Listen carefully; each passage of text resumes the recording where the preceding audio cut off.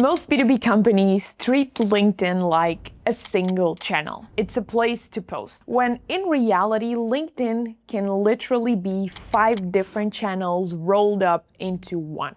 By the end of this video, you will know exactly in which channel you're on and how far you are from the top, and why the channel at the very top isn't really a channel after all. So let's start at the bottom. Level 1 is the company page. And almost every B2B company starts here. Unfortunately, almost every B2B company also does level 1, but kinda does it in a way that is just to fill a calendar and to keep the careers page open and to post a few updates now and then. That is a mistake, because when a prospect, an ideal buyer, searches and Googles your company name, your LinkedIn page is pretty much always in the top 3 results. This is one of the first things that comes up even before your website, even they hop on a call with your sales team. Basically, it's almost like a first impression, and it is worth it to spend some extra time on this. So this is the first of the 5 channels, LinkedIn as a search result. It's got nothing to do with going viral or really trendy. It's just being there, being good in the moment where your buyer is basically going through the journey. Now, doing the company page content really well is an entirely different game, and I might do a video on this, but it's definitely not just about publishing announcements and dropping blogs that were just published. You can actually use the company page to publish original research and interesting things that your competitors are not doing at all. I think one great example is LinkedIn Marketing, their own company page. They do a great job and treat it like a publication and not just a channel where you dump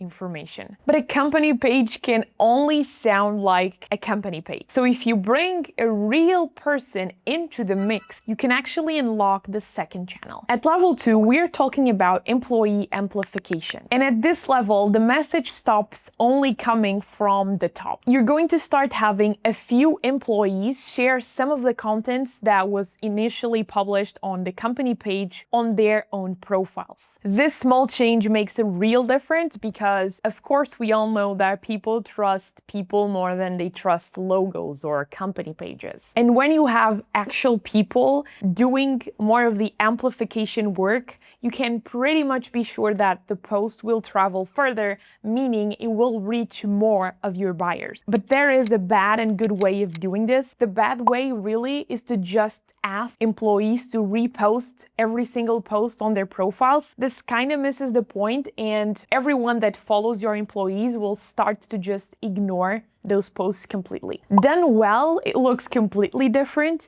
because your people will start adding their own takes to the company post. Let's say your company just shared a case study on LinkedIn. You can have the employees that were actually involved with that client account reshare that on their profiles while adding something more, right? Something where they share more of the experience, they share what and how they contributed to the case study. You're basically adding more to the original post. So now you basically have a second credible voice on top of everything that was shared before. A great example is Joy at Cypher Health. She will take a company post and then add her own thoughts to this. So it's always the company page and the thoughts and the insight, rather than just a repost. But at level 2, your team is still amplifying the message. And level 3 is where you show that you're really serious about driving pipeline with LinkedIn. Because now profiles from your team are used as more channels that your company can leverage. Usually I recommend starting with the CEO and a couple of executives. But these profiles are always pointed at the go-to-market strategy, even though we have a person with their own insights and opinions creating the content. And so at level 3, you're actually creating your own audience for, these execs.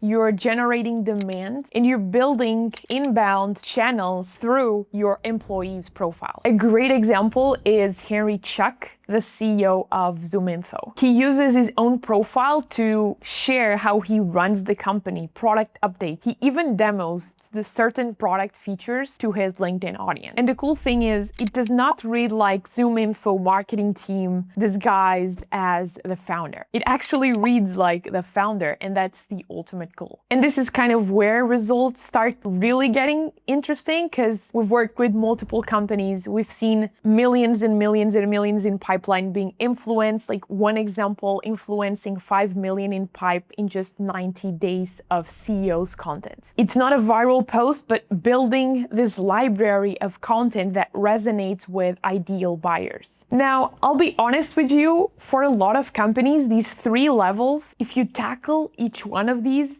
you'll be far ahead of your competition. And maybe you don't need to even go to level 4 or 5.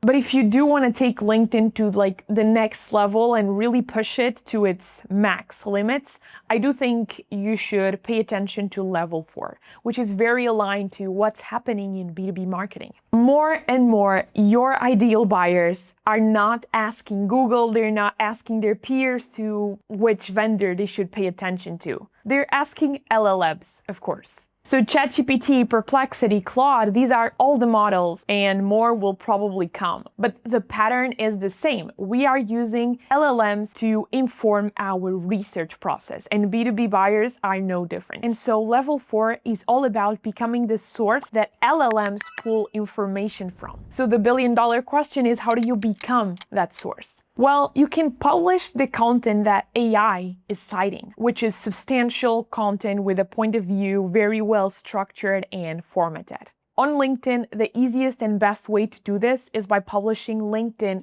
articles. Yes, not posts, but articles. This is because roughly 60% of all the LinkedIn content that LLM cites are long-form posts. Posts also and absolutely get cited, so this is not all or nothing, or articles or posts. You don't need to pick, and you should not pick. You should do both, but in this case of getting cited by LLMs, it is true that LinkedIn articles seem to have an advantage here. Because they are long, they are more easily indexed, you can cover more content, you can format them more, so it makes sense. And I think this is also why LinkedIn articles can become a competitive advantage, because most people do not want to do these articles. And it makes sense, right? Especially if your LinkedIn posts are performing well, you don't want to add another thing to the mix, especially something that is long form. But if LLMs are citing this, if buyers also pay attention to articles because you're showing more depth, you're showing that you're able to go further than most competitors, I think it is absolutely worth it. And you can always repurpose some of the content you are already doing in all of the other channels to LinkedIn articles. And another great advantage is LinkedIn posts tend to die within the first 2 weeks of being posted. When we're talking about articles, because they are being cited, they have a much longer shelf life, so they'll keep working for you for longer. And so at level 4, you're not just writing for your buyers, you're actually writing for machines and LLMs, right? Because they're going to pull your content and then source it and give it to the buyers when they are chatting with these bots. Now, if you really want to push it to the top, I think it's worth looking at level 5. Remember at the start that I said that level 5 is not really about building a channel? This is true because at level 5, LinkedIn is no longer just one channel that you put information on. It starts becoming one of the first steps, even before you have technically content or information to share. So rather than just coming to LinkedIn to publish the finished thing, you use LinkedIn to help you figure out what to create in the first place. So it stops being like a line you push content down, and instead starts being a loop that your entire go-to-market can run on and can basically leverage. So let me give you a few examples of things we've done for our clients that put LinkedIn on level 5. Great example is leveraging short LinkedIn posts to test different ideas and seeing which one resonates the best. And only then you pick which of those you're going to commit, a more concrete plan to. Imagine posting 5 different LinkedIn posts to understand if you really should make a white paper on that big topic. You can test product messaging on your LinkedIn posts too and see if that is resonating, if that is bringing people to say, oh, that actually makes a lot of sense. You can do these tests with your organic audience. Then after you publish a bunch of posts and you've seen what angles are working, you can basically decide, okay, these 3 posts are working really well. I'm going now to run ads on them. So I'm taking the organic reach, which was above average, and I'm putting some budget on this. So basically you're kind of getting more and more reach with a message that you've already tested organically and you know it is resonating and attracting your ideal buyer. And then you use LinkedIn to feed the entire content flywheel, really. You can use LinkedIn to promote your newsletter, white papers, interviews, podcasts, you name it. So that's kind of the whole thing. It is a loop.